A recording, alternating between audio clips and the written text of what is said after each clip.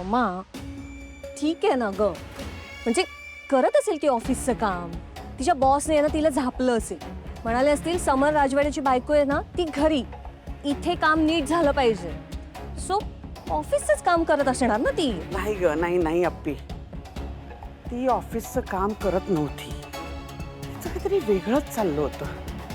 नाही तर अचानक मला बघून असा लॅपटॉप का बंद केला असता तिने?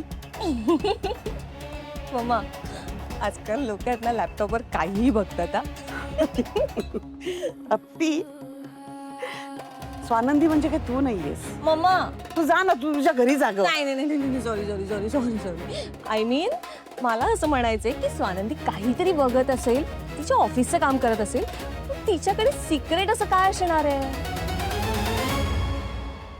त्याचंच मला आश्चर्य वाटतंय. सिक्रेट? ती ती तिचं बोलणं ना आज काहीतरी वेगळंच होतं. जणू काही तिला ना काहीतरी सापडलंय. म्हणजे नेहमीसारखी बोलत नव्हती ती.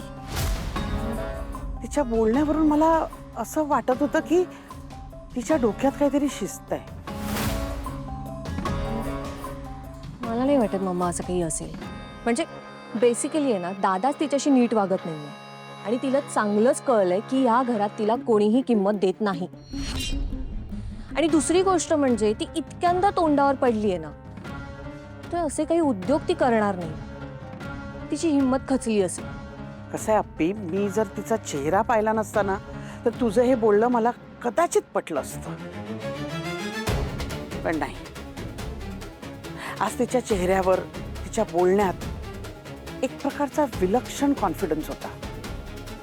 जणू काही ती मला चॅलेंज करत होती. बरं तुला काळजी वाटत असेल ना तर मी नजर ठेवेन तिच्यावर, अगदी 24 तास नजर ठेवेन. तू काळजी नको करूस. नजर तर ठेवावीच लागणार, अगदी 24 तास. कारण अप्पी, आपल्याला जे हवंय ना तेच कदाचित तिलाही हवंय. राजवाड्यांच्या प्रॉपर्टीची मालकीण झालीये ती. मला नाही वाटत हे हातात आलेलं ऐश्वर्य ती इतक्या सहजासहजी सोडेल. तिच्या डोक्यात नेमकं काय शिस्त आहे ना हे आपल्याला कळलंच पाहिजे.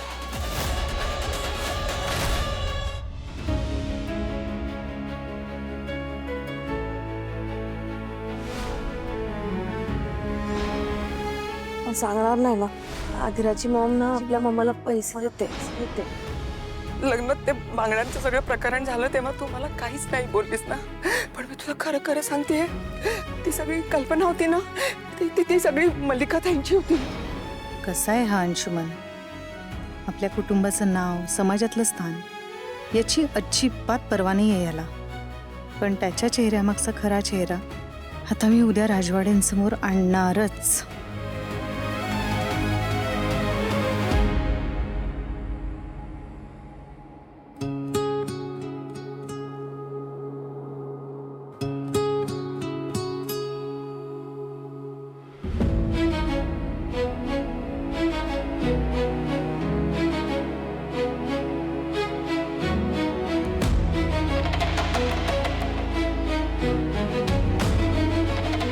स्वानंदी मॅडम,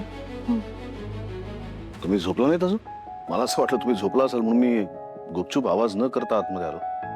झोपला नाही? विचार करताय?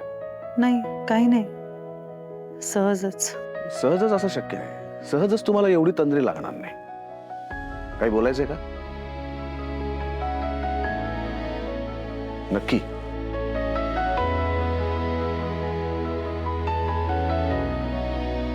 बोलायचं तर आहे. हे बघा, थोडक्यात असेल तर आत्ता बोला, पण चर्चा करायची असेल तर आपण उद्या बोलूया.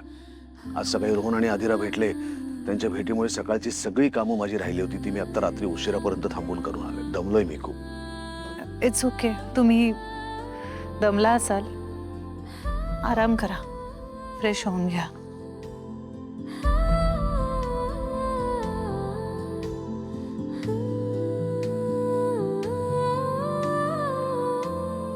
थँक्यू.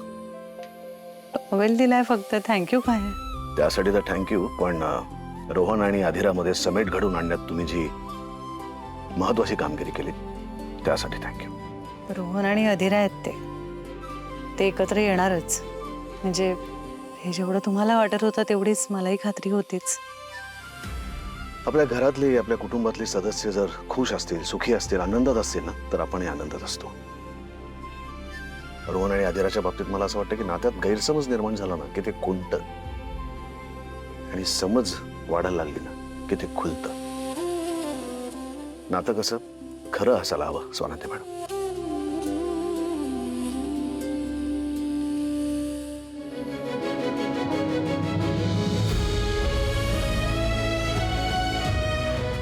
जाता जाता अगदी करेक्ट बोलून गेलात राजवाडे. आता तुमच्या आणि अंशुमनच्या नात्यातले सगळे गैरसमज मी दूर करणार. तुमच्या आयुष्यातली सगळी नाती खरी असतील यासाठी आता मी प्रयत्न करणार.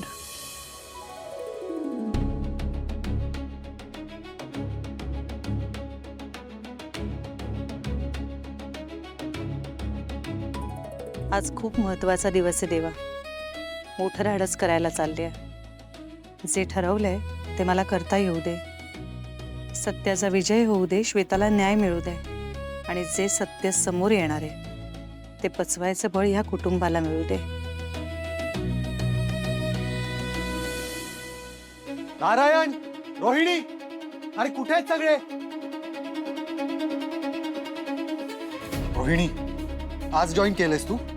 माहितीये ना मला सकाळी गरम पाणी लागतं प्यायला, माहितीये ना?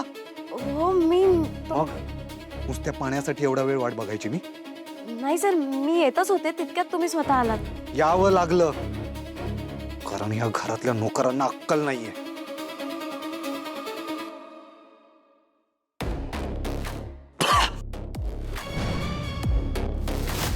इडियट, तुझं डोकं फिरलंय का? एवढं गरम पाणी कोण पितं? सर नेहमी इतकंच गरम केलंय. तुम्हीच म्हणता ना की पाणी पिता पिता कोमट होतं, मी तेच फॉलो केलं सर. रिअली? आता तू मला शिकवणार? नाही सर, मी उलट उत्तर देऊ नकोस. नोकरी जड झालीये का तुला? तुम्हा नोकरांचा हाच प्रॉब्लेम असतो. तुम्हाला वेळोवेळी तुमची लायकी दाखवली नाही ना, डोक्यावर बसता. Sorry sir. हात दे तुझा. सर हात दे.